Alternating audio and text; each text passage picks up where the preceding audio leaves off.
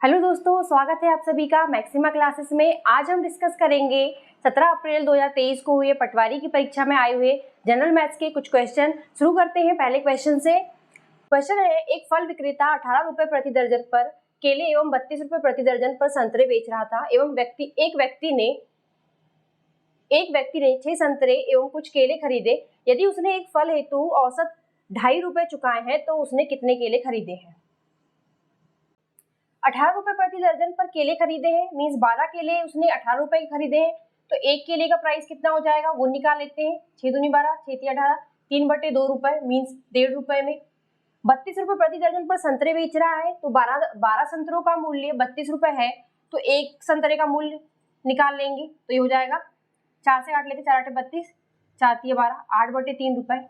अब हमारे पास एक केले और एक संतरे का मूल्य पता है हमें, और व्यक्ति ने 6 संतरे लिए हैं और केले कितने लिए हैं ये नहीं पता है, ये पूछा है क्वेश्चन में, तो इसको हम मिश्रण से करेंगे। मिश्रण से ये आसानी से आएगा, करते हैं इसको।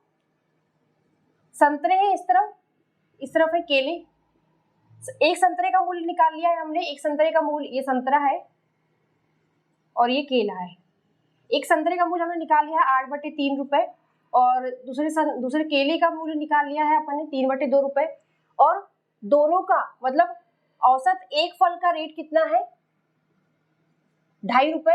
तो 2.5 रुपए को यदि हम बटे में कर देते हैं इसको भी, तो ये हो जाएगा 5/2 रुपए।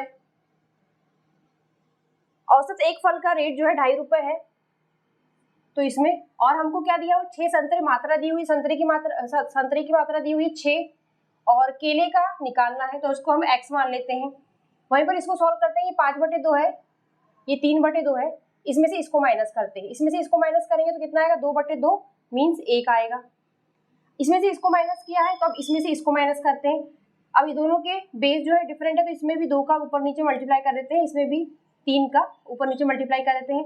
अब बेस बराबर हो गए हैं, तो ये हो जाएगा 8 दूनी 16, 5 तिया 15, 16 में से 1 गए, 16 में से 15 गए 1, और 1 बटे ये 3 दूनी 6, तो ये रेशियो और ये रेशियो बराबर होगा, तो ये हो जाएगा 1/1/6, तो 1/1/6 मीन्स हो जाएगा 6, बराबर है किसके 6/x के।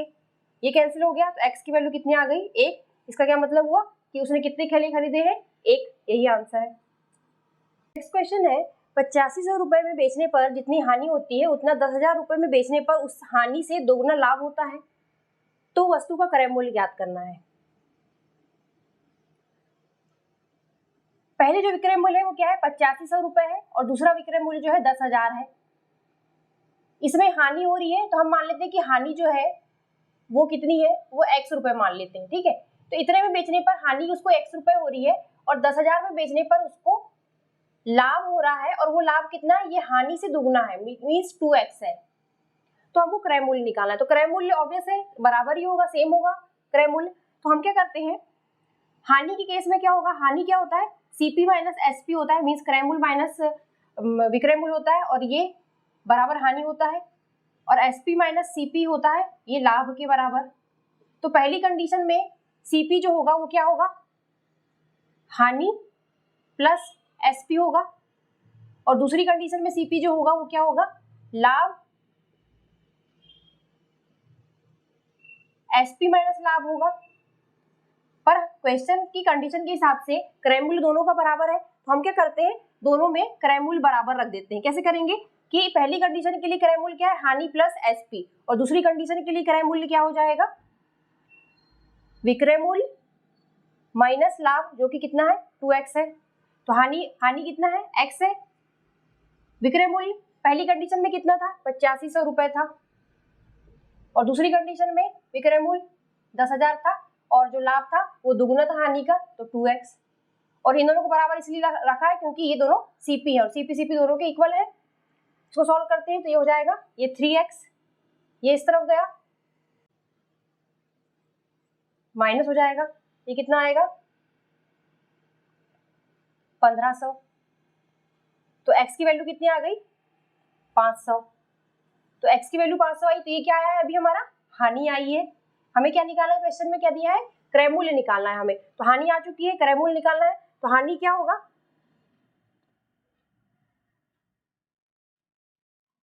CP बराबर होगा हानि प्लस विक्रय मूल्य होगा, और हानि हमारा 500 रुपये है और विक्रय मूल्य क्या है 8500 रुपये है, तो क्रय मूल्य कितना हो जाएगा 9000 रुपये।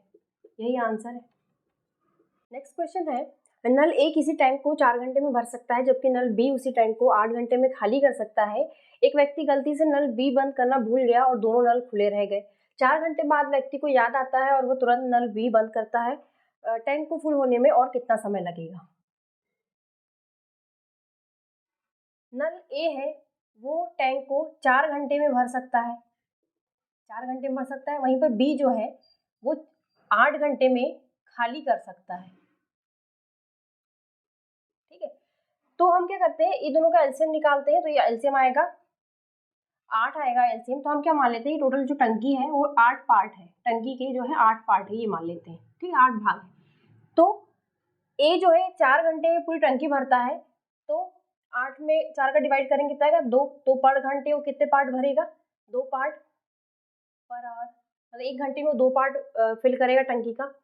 और दूसरा नल जो है बी वो खाली करता है, तो 8 में 8 डिवाइड करें तो 1 पार्ट, तो ये जो है 1 पार्ट पर घंटे खाली करता है। ये 2 पार्ट पर घंटे भरता है और ये 1 पार्ट पर घंटे खाली करता है। अब दोनों नल चालू रह गए हैं, दोनों नल चालू रह गए, दोनों अपना काम कर रहे हैं, दोनों मिलकर काम करेंगे तो इनकी मिलकर एफिशिएंसी कितनी हो जाएगी A प्लस बी, और वहीं पर B जो है वो नेगेटिव है, तो हम कह सकते हैं कि इनकी एफिशिएंसी क्या है A माइनस बी, क्योंकि B जो है नेगेटिव वर्क कर रहा है। तो इन दोनों की combined efficiency A minus B हो गई, और जो कि कितनी है A 2 है और B जो है 1 है, तो इनकी कंबाइंड एफिशिएंसी कितनी हो गई 1 पार्ट पर आवर। मीन्स जब दोनों नल चालू रहते हैं तो वो 1 घंटे में 1 पार्ट भरते हैं। अब नल जो है दोनों नल 4 घंटे चालू है, 4 घंटे चालू है, 1 पार्ट 1 घंटे में, तो 4 घंटे में वो कितना 4 पार्ट भर देंगे, क्योंकि भरने और खाली करने का काम जो है साथ साथ में हो रहा है, पर क्योंकि इसकी स्पीड थोड़ी कम है इसलिए जो है 4 पार्ट भरेंगे वो 4 घंटे में। अब जब 4 घंटे बाद उस व्यक्ति को याद आया तो उसने क्या किया, बी नल को बंद कर दिया, बी नल बंद कर दिया, तो अब सिर्फ ए काम कर रहा है, सिर्फ ए नल चालू है, 4 पार्ट भर चुका है, टोटल पार्ट हमने एज्यूम किया था 8 पार्ट, अब बचे कितने हैं 4 पार्ट बचे हैं, जो कि ए को अकेले भरना है क्योंकि बी बंद हो गया है। अब ए अकेले 4 पार्ट भरेगा, तो ए अकेले 4 पार्ट भरेगा कैसे, 2 पार्ट 1 घंटे में भरता है, तो 4 पार्ट 4 बटे 2 घंटे में भरेगा, तो आंसर क्या होगा 2 घंटे। तो और कितना समय लगेगा टंकी को फुल होने में 2 घंटे, यही आंसर, क्योंकि और पूछा है, और पूछा है इसलिए मतलब 4 पार्ट के आगे कितना समय लगेगा वो पूछा है, तो उसका आंसर है 2 घंटे। नेक्स्ट क्वेश्चन है, एक लड़का घर से स्कूल 5 किलोमीटर प्रति घंटे की गति से जाता है तो 15 मिनट जल्दी पहुंच जाता है, और वह 3 किलोमीटर प्रति घंटे की गति से जाता है तो 9 मिनट लेट हो जाता है, तो घर से स्कूल की दूरी ज्ञात करें। तो इस टाइप के क्वेश्चन के लिए एक सिंपल फॉर्मूला है, यदि कोई व्यक्ति v स्पीड से चल रहा है kilometre per hour, v speed से चल रहा है तो p घंटे जल्दी पहुंच जाता है, और अगर u स्पीड से चल रहा है तो q घंटे लेट पहुंचता है। तो उस कंडीशन में जो डेस्टिनेशन की जो दूरी होती है वो क्या होती है u into V upon V minus U into P plus Q. ये फॉर्मूला याद रखिए, ये हमेशा ये अप्लाई होगा, ये जब भी इस तरह की कंडीशन होगी। तो यहाँ पर वही लगाती हूँ फॉर्मूला, घर से स्कूल 5 किलोमीटर प्रति घंटे की गति से जाता है तो 15 मिनट जल्दी पहुंच जाता है, तो v जो है यहाँ पे कितना है, v है 5 और p जो है वो है 15 मिनट। अब ये मिनट में दिया है तो इसको हम घंटे में बदल लेंगे क्योंकि स्पीड जो है वो किलोमीटर पर आवर में है। और दूसरी कंडीशन है वह 3 किलोमीटर प्रति घंटे की गति से जाता है तो u जो है वो 3 है और 9 मिनट लेट जाता है, तो जो q है वो 9/60 है। तो हमको दूरी पूछा है घर से स्कूल की दूरी, रख देते हैं वैल्यूज सारी, u इंटू वी 5 गुणा 3 upon 5 minus 3, p plus Q 15 plus 9/60, इसको सॉल्व करते हैं, ये हो जाएगा 15, 5 में से 3 गए 2, 15 और 9 24 और ये है 60, 12 दूनी 24, 12 पंचे 60, 5 तिया 15, 2 से 2 कैंसिल, बचा 3, तो ये क्या होगा 3 किलोमीटर। तो दूरी कितनी है, घर से स्कूल की दूरी है 3 किलोमीटर, यही आंसर है। नेक्स्ट क्वेश्चन है, एक किसी कार्य के 3/5 भाग को 15 दिन बी उस काम के 2/3 भाग को 20 दिन में कर सकता है। ए और बी मिलकर 6 दिन तक काम करते हैं। शेष कार्य सी 6 दिन में करता है, और तो ए और सी उस काम के 3/2 भाग को कितने दिन में करेगा? ए जो है 3/5 भाग को 15 दिन में करता है, तो पूरे एक काम को कितने दिन में करेगा? 15/3/5 मीन्स 25 दिन में करेगा, मतलब पूरा काम वो 25 दिन में करेगा। वहीं पर बी जो है वो 2/3 भाग को 20 दिन में करता है। टोटल काम 3 है, 3 में से 2 पार्ट उसने 20 दिन में कर लिया, तो बचा 2 का आधा, तो आधे दिन लगेंगे 10, तो मतलब टोटल दिन उसको कितने लगेंगे? 30। तो ए जो है पूरे काम को 25 दिन में करता है और बी जो है पूरे काम को 30 दिन में करता है। यदि हम इन दोनों का एलसीएम निकालें तो 150 आएगा। तो हम ये अज्यूम कर लेते हैं कि 150 यूनिट वर्क है, ये मान लेते हैं, वर्क जो है 150 यूनिट मान लेते हैं। तो ए की एफिशिएंसी मीन्स एक दिन का काम कितना निकल जाएगा? 150/25, 6 यूनिट पर डे। और वहीं पर बी का एक दिन का काम कितना निकल जाएगा? 5 यूनिट पर डे। अब दोनों ने मिलकर 6 दिन काम किया, दोनों की कंबाइंड एफिशिएंसी मीन्स दोनों का कंबाइंड एक दिन का काम कितना हो जाएगा? 6 5 11 यूनिट पर डे। मतलब एक दिन का काम उनका क्या है? 11 यूनिट। 6 दिन मिलके काम किया तो कितना कर लिया? 66 यूनिट हो जाएगा। मिलके 6 दिन में उन्होंने 66 यूनिट वर्क कर लिया। टोटल यूनिट हमने एज्यूम किया था 150 है, तो बचा कितना? बचा है 150 माइनस 66 मीन्स 84 यूनिट वर्क बच गया। 84 यूनिट वर्क बच गया। इसको किसने किया? सी ने किया। सी ने 6 दिन में किया, 6 दिन में 84 यूनिट कर लिया। किसने? सी ने। तो सी की एफिशिएंसी क्या हो जाएगी? मीन्स एक दिन का काम कितना हो जाएगा इसका? 84/6 मीन्स 14 यूनिट। तो सी की एफिशिएंसी कितनी हो गई? 14 यूनिट। अब सी की एफिशिएंसी आ गई हमारे पास। ए और बी की ऑलरेडी हमें निकाल चुके हैं, और हमें क्वेश्चन में बताना है कि ए और सी उस कार्य के 3/2 भाग को कितने दिनों में करेंगे। 3/2 भाग हमने टोटल माना है 150 यूनिट वर्क है, तो इसका 3/2 भाग मीन्स क्या हुआ? 10 225 यूनिट। 3/2 यूनिट मीन्स 225 यूनिट की बात कर रहा है क्वेश्चन में। तो ए और सी की कंबाइंड एफिशिएंसी निकाल लेते हैं पहले। ए की एफिशिएंसी 6 है और सी की 14 है, तो 14 और 6 20 यूनिट मीन्स जब दोनों मिलके काम करेंगे तो 20 यूनिट पर डे करेंगे। तो 20 एक दिन में 225 यूनिट कितने दिन में? 225/20। सॉल्व करते हैं इसको।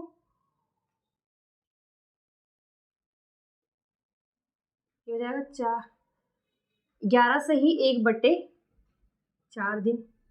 तो ए और सी मिलके 3/2 भाग को कितने दिन में करेंगे? 11 से 1/4 दिन। यही आंसर है।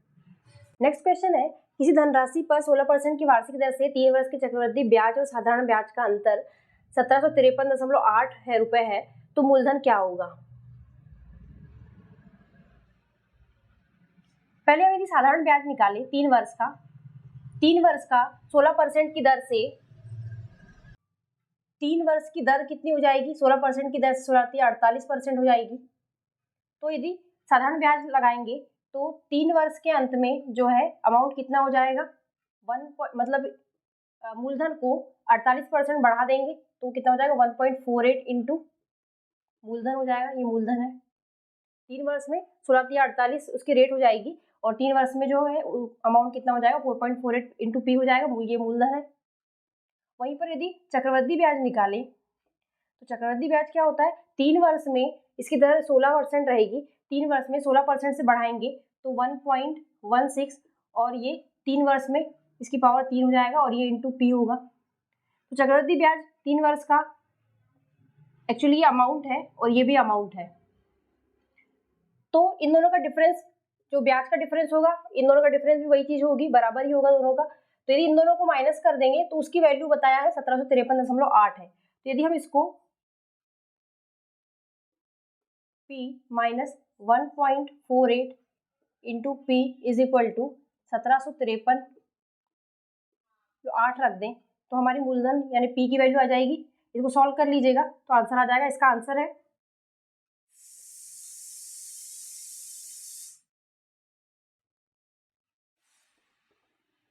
ये आंसर है इसका। नेक्स्ट क्वेश्चन है, किसी वस्तु के अंकित मूल्य पर 10% की छूट देने के बाद 20% लाभ होता है, तो वस्तु पर क्रय मूल्य से कितने प्रतिशत अधिक मूल्य अंकित किया गया है। अंकित मूल्य माना कि मार्केट प्राइस MP लिख लेते हैं, तो अंकित मूल्य पर 10% की छूट दी गई, मीन्स अंकित मूल्य को 10% घटाया गया, 10% घटाएंगे तो ये कितना हो जाएगा, 0.9 MP हो जाएगा। और यही विक्रय मूल्य है, क्योंकि इस मूल्य पे बेचा गया है, अंकित मूल्य पर 10% की छूट देकर बेचा गया, तो विक्रय मूल्य ये है। वहीं पर दूसरी ओर ये भी लिखा है कि उसमें उस मूल्य पे बेचने पे क्या हो, 20% का लाभ भी हुआ है, तो 20% का लाभ मीन्स क्रय मूल्य को 20% से बढ़ा देंगे, तो ये 1.2 इंटू CP हो जाएगा। तो विक्रय मूल्य एक अंकित मूल्य के टर्म पे ये लिख सकते हैं और क्रय मूल्य के टर्म पे ये लिख सकते हैं। इन दोनों को बराबर कर दें यदि, तो ये हो जाएगा, पॉइंट हट जाएंगे, तो ये हो जाएगा 9/12 और ये हो जाएगा CP/MP हो जाएगा।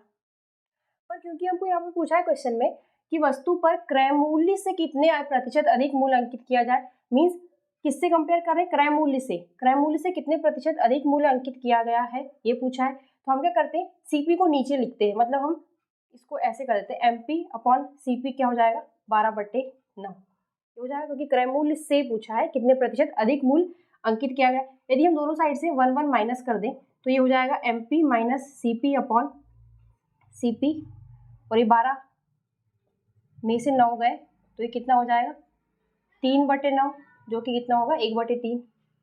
अब इतना आ गया हमारा, तो हमें क्या पूछा है, क्रय मूल्य से कितने प्रतिशत अधिक मूल्य अंकित किया गया, मीन्स अंकित मूल्य और क्रय मूल्य का अंतर किससे कंपेयर करना है, क्रय मूल्य से, और कितने प्रतिशत पूछा है, तो हमको 100 का भी मल्टीप्लाई करना पड़ेगा, और 100 का मल्टीप्लाई इस तरफ किया है तो इस तरफ भी करेंगे, और हम जानते हैं कि फ्रैक्शन 2% कन्वर्ट करें तो 1/3 जो है वो 33 सही 1/3% के बराबर होता है। तो यही आंसर है कि क्रय मूल्य से कितने प्रतिशत अधिक मूल्य अंकित किया गया है, 33 सही 1/3%, ये आंसर है। नेक्स्ट क्वेश्चन है, एक समकोण त्रिभुज का परिमाप 120 सेंटीमीटर है तथा उसके लंब और आधार का अनुपात 12:5 है, तो तीनों भुजाएं क्या होगी। ये समकोण त्रिभुज है, इसके लंब ये है, इसका और आधार का अनुपात जो है ये 12:5 है, तो इसको 12:5 लिख सकते हैं। अब ये दोनों पता है तो इससे हम ये हाइपोटेन्यूज निकाल सकते हैं, वो क्या हो जाएगा, 12 144 x square plus 5 25 x square, जो कितना होगा, जोड़ेंगे तो ये 169 x स्क्वायर होगा। 169 किसका स्क्वायर होता है, 13 का, तो इसकी वैल्यू कितनी आ जाएगी, 13x। तो हाइपोटेन्यूज कितना आ गया, 13x आ गया। अब तीनों भुजाएं आ गई और इसका परिमाप भी दिया हुआ है, तीनों भुजाएं जोड़ते हैं यदि, 13 5 18 और 2 20 और 30, तो 30x बराबर कितना है, 120 है, तो x बराबर कितना हो जाएगा, 4। x की वैल्यू अब 4 आ गई, और तीनों भुजाएं की लंबाई क्या है ये निकालना है। तीनों भुजाएं क्या हो जाएगी, 12 चौ 48, 13 चौ 52 और 5 को 20, तो तीनों भुजाएं क्या है, ये है, ये आंसर है। नेक्स्ट क्वेश्चन है, इसका मान निकालना है, तो इसमें देखने से लग रहा है कोई फॉर्मूला लगेगा, पर कोई फॉर्मूला नहीं लगाना है, इसमें सिंपल सॉल्व करना है। ये हो जाएगा 1 - 27, ये हो जाएगा 1 + 3 + 5, 27 में से 1 गए, ये हो जाएगा -26, और ये 5 6 7 8 और 1 9, यही आंसर है। दूसरा है, ए का 10% बी है, तो 30 का बी परसेंट निकालना है, ये निकालना है। इसको सॉल्व करते हैं तो ये हो जाएगा b = a/10 आ गया यहाँ से, इसकी वैल्यू निकालना है, और इसको a के ऑप्शन देखेंगे तो सब a के टर्म में है, तो हम b की वैल्यू a के टर्म में पुट कर देते हैं, तो ये हो जाएगा, ये कैंसिल भी कर देते हैं, ये 3/10, और b की वैल्यू यहाँ से पुट करते हैं तो ये क्या है, a/10। तो यदि इसको देखें हम, नीचे ये 100 है और ऊपर 3 है, तो इसको हम ये बोल सकते हैं कि a का 3% है, तो ये a का 3%, ये आंसर है।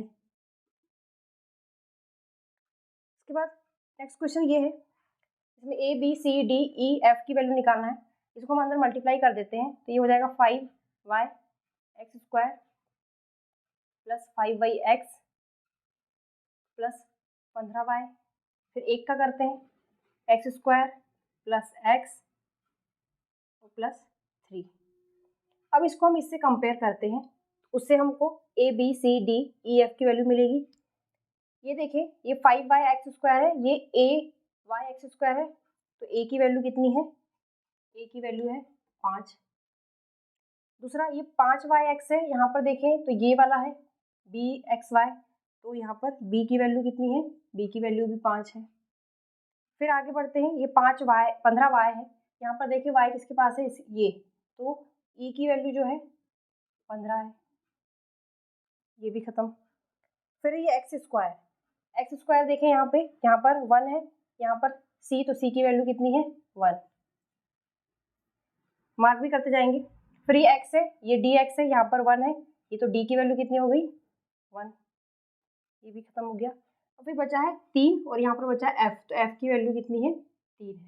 तो हमें किसका मान निकालना है? a b c d, ध्यान रखिएगा e नहीं है, यहाँ पर f है, तो a कितना है? 5, ये 5, ये 5, c ये 1, d 1, e नहीं पूछा है, f जो है वो 3 है। 3 और 1 4, 5, 5 5 10 15, तो ये 15 और नीचे है 6, तो आंसर क्या हो जाएगा इसका? 15/6। नेक्स्ट क्वेश्चन है, 15% और 20% की दो क्रमिक छूट के बराबर एकल छूट ज्ञात करें। ये दोनों के बराबर एक छूट निकालना है। तो छूट जो है हमेशा अंकित मूल्य पे मिलती है, तो अंकित मूल्य को हम x मान लेते हैं।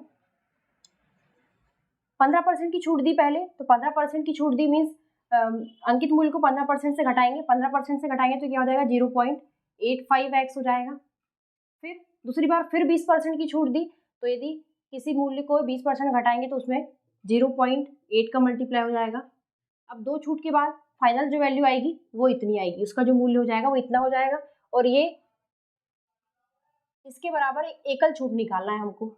इसको सॉल्व करते हैं यदि, तो ये x भी है यहाँ पर, तो ये हो जाएगा 85/100 है, और ये 8/10 है। इसको सॉल्व करते हैं, 5 से कैंसिल करते हैं इसको, तो हो जाएगा 35। इसको 2 से करते हैं, फिर एक बार और हो जाएगा, अभी हो गया 17 दूनी 34, और ये हो गया 50। तो इसको हम एक काम करते हैं, इसको 100 ही रहने देते हैं, तो ये हो जाएगा 34 दूनी 68/100 हो गया। ये मीन्स 0.68 इंटू x हो गया, ये x है। तो अब इसका मूल्य कितना है? 0.68x है। यदि इसको हम 100 से माइनस करेंगे तो कितना आएगा? 32। तो इसका क्या मतलब हुआ? इसको हमने 32% से घटा है तब इतना मूल्य बना है, तो इसका क्या मतलब हुआ कि एकल छूट कितनी है? एकल छूट इन दोनों के बराबर 32% है। यही आंसर है।